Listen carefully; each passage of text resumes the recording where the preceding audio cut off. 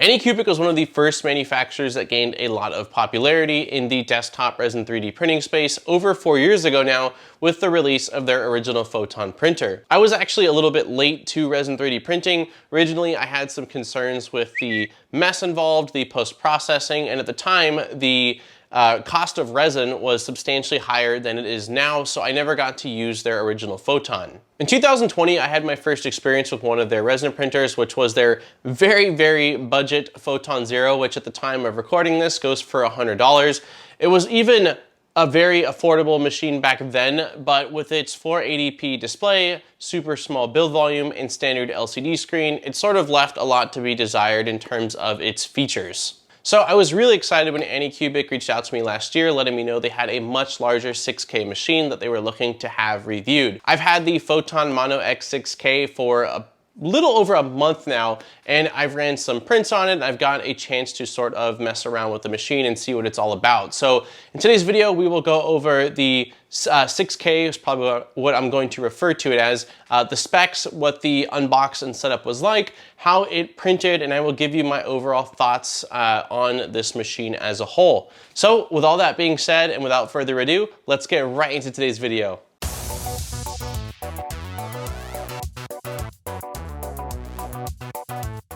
Like we typically do, let's first run through the specs of the printer. The Mono X 6K follows in the footsteps of their Mono X, which was released about a year ago now, and as the name implies, features a crazy high-resolution 6K LCD screen. The build volume of the 6K is 7.8 by 4.8 by 9.6 inches, making it slightly larger than the Elegoo Saturn, which has a build volume of 7.55 by 4.72 by 7.87 inches. The 6K monochrome screen will give you an XY resolution of 34 microns, and thanks to that mono screen, you will get really quick print speeds and much longer screen life. The default values in the slicer are 28 seconds for the burn-in layers and 2 seconds for the remaining layers. Weighing close to 25 pounds, the Mono X 6K has some serious weight to it due to the aluminum used in the frame.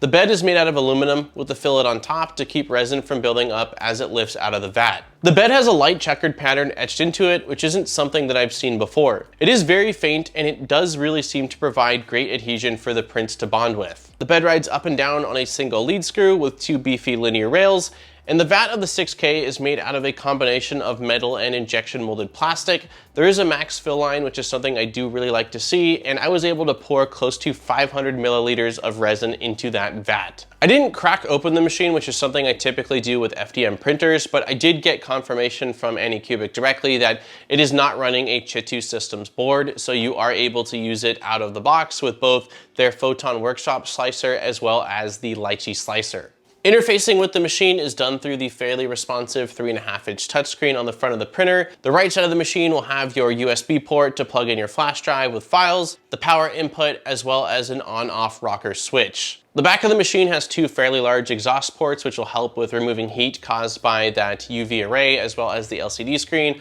And there is also a sensor on the back that you can choose to enable or not enable. I just left it off, but basically when you remove the top cover, if you want to, you can have it detect that and then pause the printer. Behind the vat, there is a small port for an included antenna used to connect the 6K to Wi-Fi. This is not a feature I was aware that the machine had, and we will get into that a bit more later on. The Mono X 6K came packaged incredibly well. It was encased in foam and also packed with foam and wrapped in sort of a bag to keep the acrylic or any of the machine from scratching during due to vibrations during transit, and all of the different accessories and things like the vat and the build plate were all tucked inside of the foam via cutouts that were inside of the machine. Setup was fairly similar to any other resin printer and involved removing the protective film, screwing the little Wi-Fi antenna in place, as well as loosening the screws on the build plate and attaching the build plate to the Z-axis. I did notice that you can't actually put the build plate onto the Z-axis without loosening the 4 bed screws, which I kind of like. It makes it where you will definitely have to align the build plate with the LCD screen, which is something you should always do, but by forcing you to loosen those 4 screws to put it onto the Z-axis, it ensures that this is something that you're going to do. Just like any other printer, the alignment process has you taking a piece of paper, placing it on the LCD screen, humming the bed, and tightening the screws. After that, I screwed in the vat and filled it up to the max line with Anycubic gray Craftsman resin that they sent. This is not included with the machine, and you will need to order resin separately. There was one test model on the flash drive, which was the Anycubic test cube that I feel has been their test model for quite a while now. It is a pretty cool little model, and I did want to confirm everything was working correctly, so I fired up the print. A few hours later, I was greeted with the finished part hanging onto the build plate, and it looks really, really nice. I quickly discovered how well that laser etched bed really bites onto the parts. As long as you've got a good scraper, you won't have any issues getting it off. But yeah, the laser etched bed really, really does provide solid adhesion for your printed parts. I also did notice quickly after this first print that that laser etched bed actually does leave an indentation, very faint, but it does leave that checkered pattern in the bottom of your part. If this is an issue, you can always use supports, use a raft, or if you just really, really don't want that on your prints, you can always throw something like the Wham Bam flex plate system, which is something I love for resin printers, onto this machine, and it would take care of that. I can place links down below to the video where I covered those flex plates, or a link to their website if that's something that you're interested in. After the test model, I was ready to slice up something for myself, so I went over to the computer and I installed the Photon Workshop, which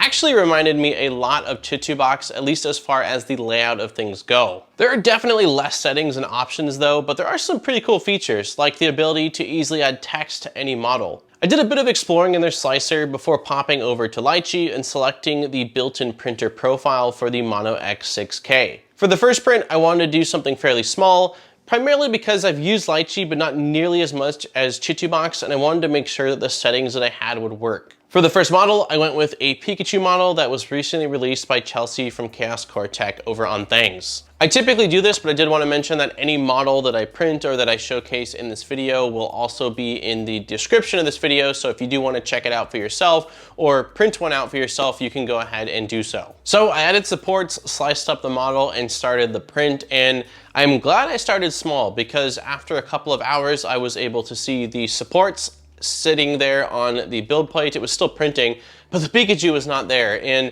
I was able to determine that just my supports were not strong enough, and from the peel force of the FEP, it had actually pulled the Pikachu off completely. So I went back into Lychee, adjusted the supports to make them a bit beefier, and reprinted out the Pikachu, and this time it completed without any issues. Once I confirmed the Pikachu print, I decided to do something much larger and more detailed. I found an absolutely insane bust of Venom also on Things that I hollowed out, added supports to, and printed. I knew supports were going to be a nightmare to remove on this one, especially because of how fine his teeth were, but I had to give it a try. This was a pretty long print, so once I confirmed it was sticking to the plate, I let it run overnight, and waking up in the morning, the print was on the build plate looking absolutely incredible. Once I got the model cleaned up, I grabbed my flush cutters and my X-Acto knife, and this was the closest I've ever felt in 3D printing to a surgeon performing some sort of very important operation. And although I did try to take my time, poor Venom lost quite a few teeth on the process. And this was just because of the amount of supports that were inside of Venom's mouth around his teeth.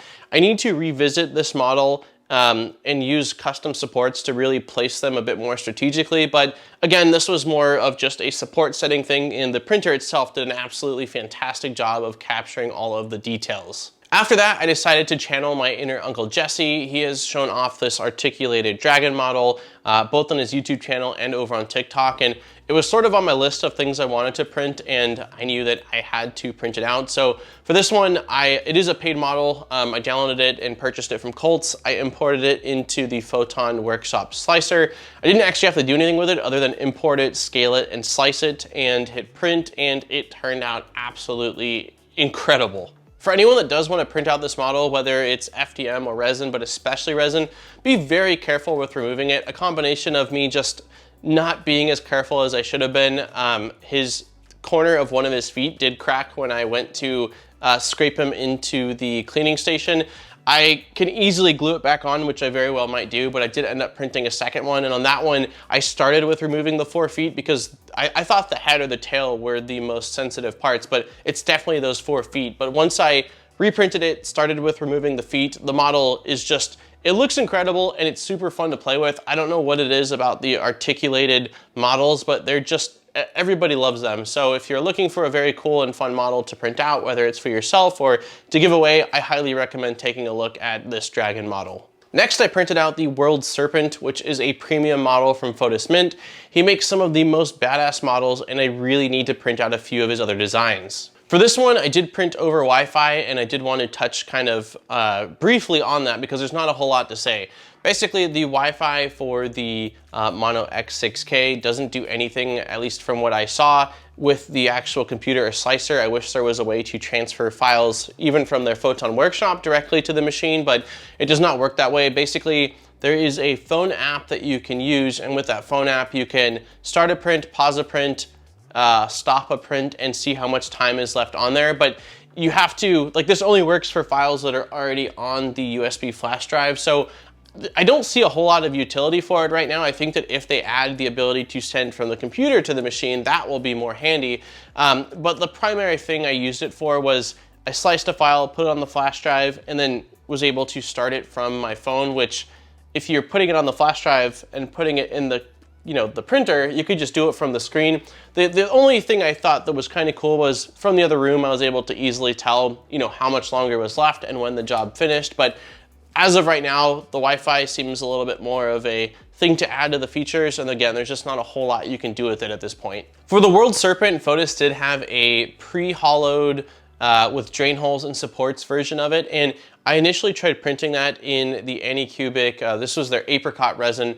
And after probably halfway to 3/4 of the print, I saw the base coming up and the base had split. And I still don't think that this is actually anything specific to this machine, and just more that when it was pre-sliced that the walls were a little bit too thin, and that a combination of that and the sort of stress of the, again, peel force and stick force, and not having maybe enough of the drain holes to absorb some of the compression and expansion shock, that's what caused it to split. So I ended up cleaning that out, took the same model, but the pre-supported, pre-hollowed one, and used my own settings, which had a thicker wall, a few more holes in the base, and the auto-generated supports from Lychee. I reprinted that, and both the base as well as the head turned out really, really nice. The apricot is a very cool resin, and this model is also a very awesome model. I think that this is one that would be worth probably doing some painting or airbrushing to, if that's something that you're interested in doing. I had a little bit of resin left in the vat, so I decided to slice up a tiny little Eevee model. I just placed one on each of the farthest corners of the build plate, mostly just to verify that you could print something that would take up the entire build plate and that everything was even from one corner to the next, and they turned out great. There's not a lot to be said. They're super small, they're adorable, and yes, you should have no issues printing with any of the corners of the printer. For the most part, I've really enjoyed my time using the Photon Mono X 6K. It's definitely crazy going from their very bare bones entry level, not a whole lot of features, to their sort of flagship machine. It's definitely a much more robust machine with a lot more features, and having the 6K LCD screen is pretty insane. It's actually the highest resolution LCD screen on any resin printer that we've tested out so far on this channel, beating the previous winner, which was a 5K machine. I feel that we're at a point where the resolution of the LCD screen is a little bit more of a bragging rights thing than anything else. I've printed out parts on a 1080p, a 2K, a 4K, a 5K, now a 6K, and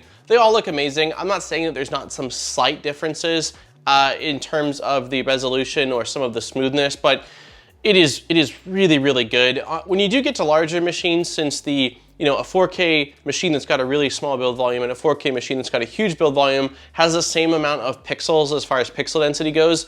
When you do get to bigger machines, I can see the higher resolution screens really taking effect and having a bit more importance. But for more smaller desktop ones, I don't think the resolution makes all that much of a difference unless you have a really unique need that requires a very, very high level of precision for that XY.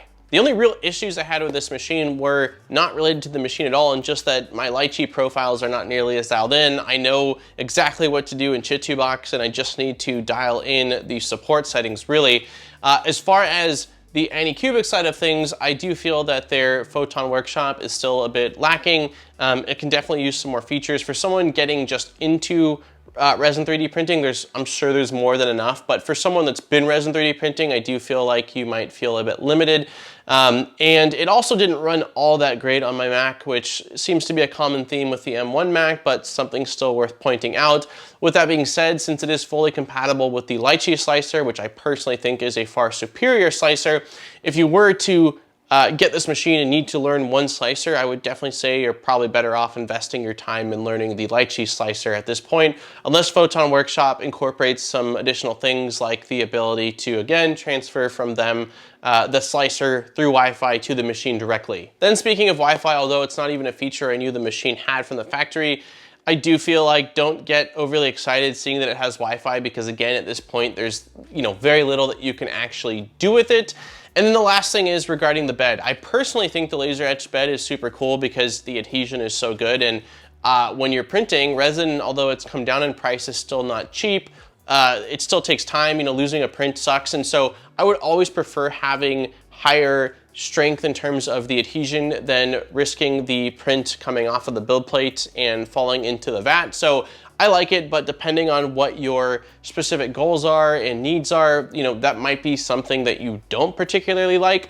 And, again, like I said, you can always throw a flex plate on the printer if that is just something that you don't want to have. At the time of recording this, the Photon Mono X 6K is $659, while their standard Mono X that comes with a 4K screen is $429. If you're sold on the Mono X but don't necessarily need the 6K resolution, then that could be something to consider. It's going to save you over $200. It doesn't have the laser etched bed, and it is a slightly smaller build volume, but it is not substantial. So I can link you guys in the description down below to both the 6K variant as well as the standard variant. And again, depending on whether you're on a budget or what you want or need, the 4K may be plenty of printer for you.